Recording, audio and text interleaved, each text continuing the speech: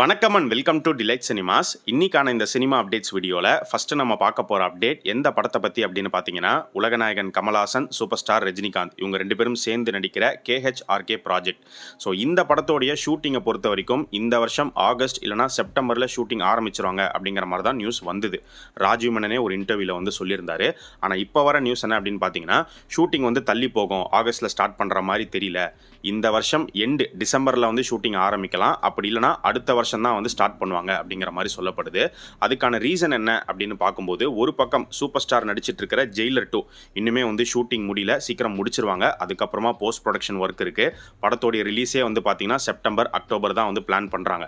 So அது வரைக்குமே நெல்சனுக்கு வந்து இந்த படத்தில் ஒர்க் இருக்கும், இந்த படத்தில் மட்டும்தான் அவர் கான்சென்ட்ரேட் பண்ணுற மாதிரியுமே இருக்காரு. ஆக்சுவலாக ஜெயிலர் 2 ஷூட்டிங்கை பொறுத்த வரைக்கும் போன வருஷம் டிசம்பர்லேயே மொத்த ஷெடியூலையும் முடிச்சிடணும் அப்படிங்கிற மாதிரி தான் ஆரம்பத்தில் நியூஸ் இருந்தது. அப்படி தான் பிளான் பண்ணாங்க. பட் அப்படியே எக்ஸ்டெண்ட் ஆகியே வந்துருச்சு.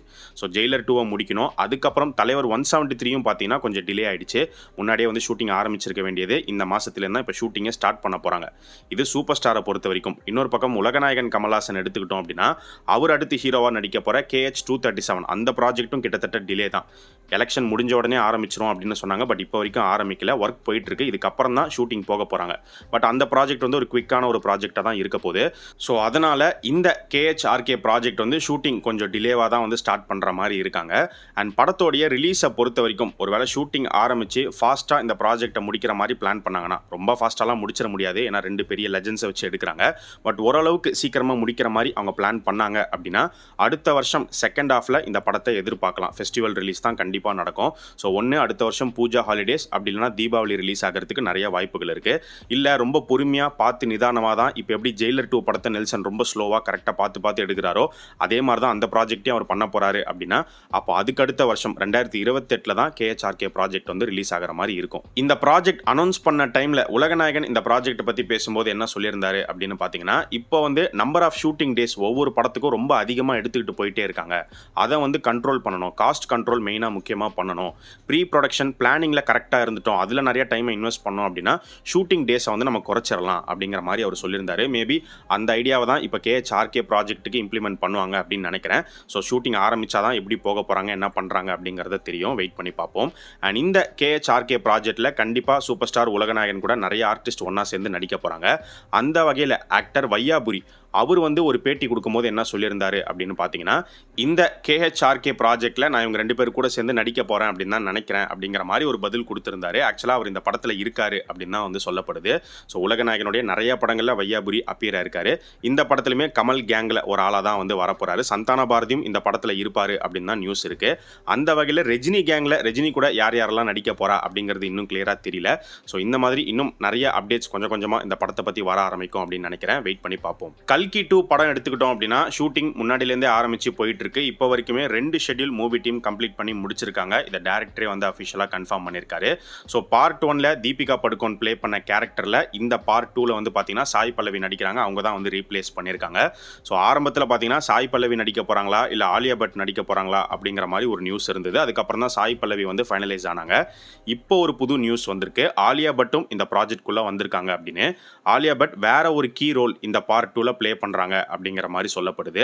அண்ட் பார்ட் 1 and 2 இந்த கல்கியை பொறுத்த வரைக்கும் மெயின் வில்லன் யாரு அப்படின்னு பார்த்தீங்கன்னா நம்ம உலகநாயகன் சுப்ரீம் யாஸ்கின் தான். ஸோ பார்ட் 1ல கொஞ்சம் சீன்ஸ் தான் அப்பியர் ஆயிருப்பாரு. பார்ட் 2ல தான் அவர் ஃபுல் ஃப்ளெஜ்டாக வந்து வரப்போறாரு. பார்ட் 1ஓட எண்டில் வந்து நானே வரேன் அப்படிங்கிற மாதிரி சொல்லியிருப்பாரு. ஸோ பார்ட் 2ல ஃபுல்லாக பார்க்க போகிறோம். ஆனால் இந்த பார்ட் 2ல இருக்கக்கூடிய ஒரு ட்விஸ்ட் என்னவா இருக்கும் அப்படின்னு பார்க்கும்போது, சுப்ரீம் யாஸ்கினுக்கு மேலேயும் ஒன்று இருக்கு, ஒரு டார்க் ஃபோர்ஸ், ஒரு எனர்ஜி ஒன்று இருக்கு அப்படிங்கிற மாதிரி ரிவீல் பண்ண போறாங்க. அதாவது ஒரு சுப்ரீம் யாஸ்கின் இல்லை, இவரை மாதிரி பல சுப்ரீம் யாஸ்கின் பல காம்ப்ளெக்ஸை வந்து ரூல் பண்ணிட்டு இருப்பாங்க. இவங்க எல்லாரும் அவங்களுக்கு மேலே இருக்கிற ஒரு டார்க் ஃபோர்ஸ்க்கு வந்து ரிப்போர்ட் பண்ணுவாங்க. அதை வந்து இந்த பார்ட்டில் ரிவீல் பண்ணுவாங்க அப்படிங்கிற மாதிரிலாம் ஒரு நியூஸ் இருக்கு. அது டார்க் ஃபோர்ஸ் தான் சொல்றாங்க, இவருக்கும் மேலே இன்னொரு மனிதர் அப்படிங்கிற மாதிரி சொல்லலை. அது என்ன மாதிரியான ஒரு டார்க் ஃபோர்ஸ் எப்படி காட்ட போறாங்க அப்படிங்கிறது தெரியல. உங்களுக்கு ஏதாவது ஐடியா இருந்தால் கமெண்ட் செக்ஷனில் சொல்லுங்க. தனுஷ் இப்போ நடிச்சிட்டு இருக்கிற D55க்கான அப்டேட்டை மூவி டீம் சீக்கிரம் கொடுக்க போறாங்க அப்படின்னு நம்ம சொல்லியிருந்தோம். ஸோ அதுக்கான ஒரு அப்டேட், அதாவது அப்டேட் கொடுக்க போறோம் அப்படிங்கிறதுக்கான ஒரு அஃபிஷியல் அப்டேட்டை மூவி டீம் நேற்று கொடுத்துட்டாங்க. ஸோ ஜூன் ஜூன் 18 வர தேர்ஸ்டே பார்த்தீங்கன்னா அஃபிஷியல் அப்டேட் வரப்போகுது. ஸோ படத்தோடைய title reveal, first look poster வந்து ரிவீல் பண்ண போகிறாங்க அப்படின்னு நினைக்கிறேன். ஸோ என்ன மாதிரியான டைட்டில் வச்சிருக்காங்க அப்படிங்கிறது தெரிஞ்சிடும். அண்ட் நேற்று ரிலீஸ் பண்ண போஸ்டரில் பார்த்தீங்கன்னா வெட்டின மரத்துக்கு மேலே கோடாரி இருக்கிற மாதிரி வந்து காட்டப்பட்டிருக்கு. அதை பார்த்த உடனே என்ன புஷ்பா மாதிரி இருக்கே அப்படின்லாம் வந்து பேசிகிட்டு இருக்காங்க. ஸோ எப்படி இருக்க போகுது அப்படிங்கிறது ஃபர்ஸ்ட் லுக் போஸ்டர் பார்த்தா ஒரு ஐடியா கிடைக்கும் அப்படின்னு நினைக்கிறேன். அண்ட் கண்டிப்பாக இந்த படத்தில் வயலன்ஸ் கொஞ்சம் அதிகமாக இருக்கும் அப்படிங்கிற மாதிரி தான் சொல்லப்படுது. தனுஷ் அஸ் அ டேரக்டராக அவர் நிறைய ஸ்டோரிஸ் வச்சிருக்காரு. அடுத்தடுத்து அவருடைய டைரக்ஷனில் ஃபியூச்சரில் நம்ம படங்கள் எதிர்பார்க்கலாம் அப்படின்னு நம்ம சொல்லியிருந்தோம். அந்த வகையில் இப்போ வந்திருக்கிற ஒரு நியூஸ் என்ன அப்படின்னு பார்க்கும்போது அவருடைய சன்னான யாத்ரா, அவரை ஹீரோவாக வச்சு தனுஷ் டைரக்ட் பண்ண போறாரு, ஒரு படம் எடுக்க போறாரு அப்படின்னு சொல்லப்படுது. ஸோ அந்த ப்ராஜெக்டை யார் ப்ரொடியூஸ் பண்ண போறா அப்படின்னு பார்க்கும்போது ஆர்டெக் ஸ்டுடியோஸ்.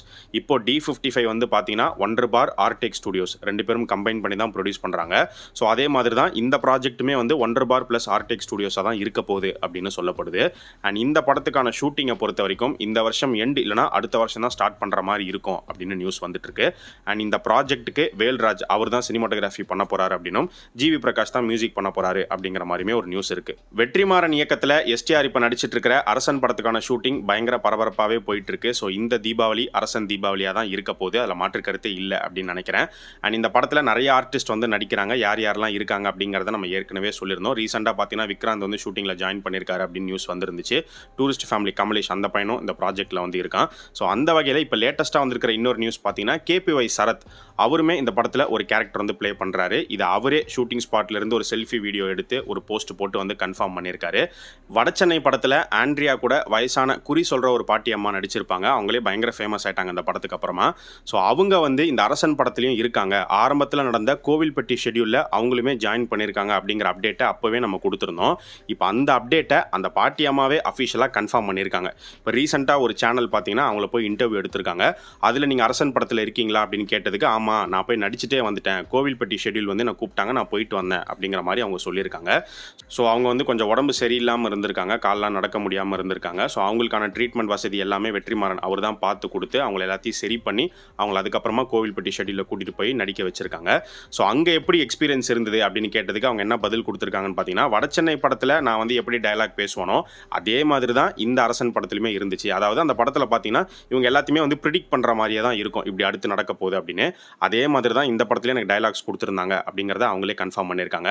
ஸோ கண்டிப்பாக எஸ்டிஆர் அண்ட் தனுஷ் இந்த ரெண்டு கேரக்டர்ஸ்குள்ள ஒரு சில பேரலல்ஸ் வந்து நம்ம எதிர்பார்க்கலாம் அப்படின்னு நம்ம ஏற்கனவே சொல்லியிருந்தோம். அதில் இந்த குறி சொல்கிற ஒரு விஷயமும் ஒரு முக்கியமான ஹைலைட்டடான ஒரு விஷயமா இருக்க போகுது. சூர்யாவுடைய அடுத்த ரிலீஸ் ஆன விஸ்வநாதன் சன்ஸ் இந்த படத்தோடைய ஃபர்ஸ்ட் சிங்கிள் ப்ரோமோ நாளைக்கு ரிலீஸ் ஆக போகுது. அண்ட் இந்த ப்ராஜெக்டை தாண்டி மறுபடியும் சித்தாரா என்டர்டைன்மெண்ட்ஸ் தயாரிப்பில் சூர்யா ஒரு படம் நடிக்க போறாரு அப்படிங்கிற நியூஸ் வந்திருக்கு. ஆனால் அந்த ப்ராஜெக்ட் வந்து உடனே நடக்க போகிறது கிடையாது, கொஞ்சம் டைம் எடுக்கும். ஒரு பக்கம் பார்த்தீங்கன்னா சூர்யா 50th ப்ராஜெக்டாக அது இருக்கலாம் அப்படிங்கிற மாதிரி நியூஸ் இருக்குது. ஆக்சுவலாக சூர்யா 50க்கு வந்து நிறைய காம்படிஷன் இருக்குன்னு நினைக்கிறேன். ஏன்னா அடுத்தடுத்து சூர்யா வந்து நிறைய டேரக்டர்ஸ் கிட்ட கதைகள் கேட்டுட்டு இருக்கிற மாதிரி நிறைய ப்ரொடியூசர்ஸ்க்குமே வந்து கமிட்மெண்ட் கொடுத்துக்கிட்டே தான் வராரு. ஸோ அந்த வகையில் சூர்யா 50 வந்து ஒன்று கேவிஎன் கிட்ட போகலாம், இல்லை இப்போ வந்திருக்கிற மாதிரி சித்தாரா கிட்ட போகலாம், அப்படி இல்லைனா மைத்ரி மூவி மேக்கர்ஸ் அவங்களுமே வந்து லைனப்பில் வந்து இருக்காங்க. டில்ராஜு லைனப்பில் இருக்காரு, கலைப்புலி தானு இருக்காரு. ஸோ கண்டிப்பாக சூர்யா 50 சூர்யா ஓன் ப்ரொடக்ஷன் பண்ண போகிறதில்ல, வெளி ப்ரொடியூசர்ஸ் இவங்களுக்குள்ள தான் யாராவது ஒருத்தர் சூர்யா 50 ப்ரொடியூசராக வரப்போகிறாங்க. அது யார் என்ன அப்படிங்கிறது போக போக நமக்கு பொறுமையாக தெரிய வரும்.